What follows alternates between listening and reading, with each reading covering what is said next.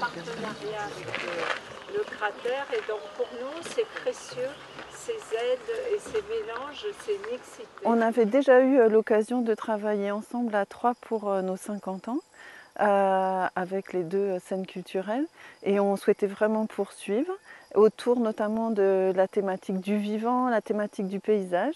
Et Scènes Croisées et le cratère d'Alès nous ont proposé de travailler autour du végétal et puis petit à petit on a construit ce projet où on a aussi un regard d'expert aux côtés des artistes.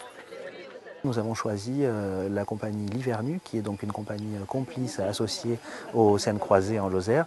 Et ils nous ont proposé un spectacle qui s'appelle Dialogue de plantes. C'est la création pour cet événement qu'on a en commun. Et justement, ce spectacle-là, il raconte le dialogue avec les milieux, avec les plantes. Et dans ce dialogue, il y a des ouvertures, effectivement, en 3 temps. À la fois un spectacle théâtral, mais aussi l'atelier culinaire de Zaatar qui nous offre des paysages à déguster. Et ensuite, il y a toujours aussi un côté plutôt scientifique ou de découverte avec un naturaliste, botaniste, qui viennent nous expliquer et nous raconter justement leur savoir autour des plantes.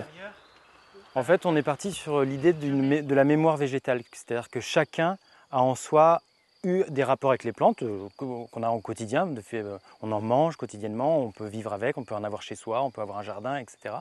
Et on a donc une histoire avec les plantes, avec le monde végétal, et on a donc une mémoire. Et on avait voulu questionner cette mémoire. Donc on est parti de notre propre mémoire, à Claire et à moi, où on est venu l'interroger.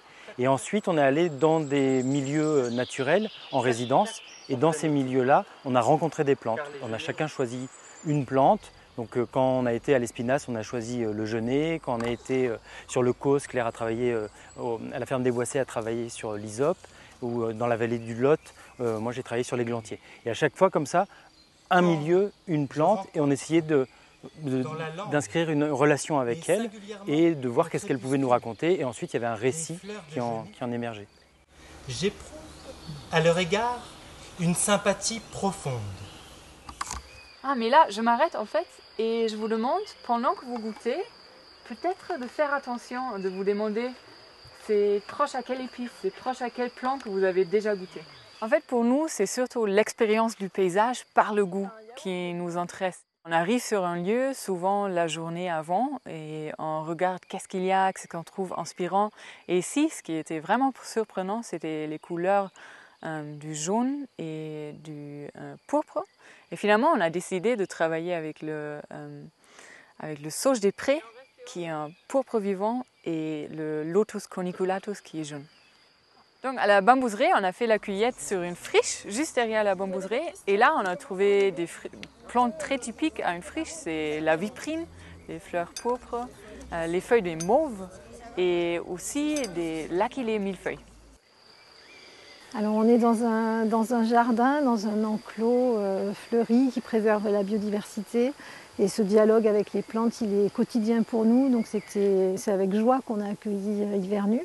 Et puis une petite confidence, moi je suis née à Avignon, donc le théâtre c'est dans mon ADN et ça m'a fait très très plaisir d'avoir cette immersion là de compagnie théâtrale et puis aussi de dialogue sur le paysage ici à Solperrière au cœur du parc national.